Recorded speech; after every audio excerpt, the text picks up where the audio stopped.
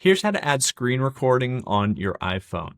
So it's going to be in the control center. So you're going to go to the upper right and swipe down. Now from here, once we're inside the control center, then you can either tap and hold in this area down here, the blank area, or you'll see a plus icon here in the upper left, and you can also just tap on that.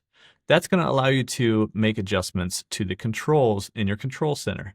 Here at the bottom, we have add a control. So if we tap on that, we're going to be able to find screen recording and add that control.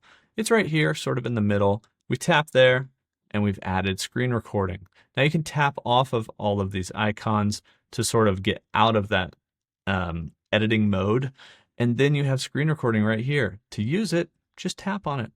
It'll count down. You can tap out here to kind of swipe out of the control center, do whatever screen recording you want. And then you'll see in the upper left, we've got the red icon here around the clock. That's because you're screen recording right now. So we tap on that and it's going to say, hey, do you want to stop screen recording? We do. We just tap on stop. We're done screen recording. That saves to your photos. And that's how you can add screen recording to the iPhone.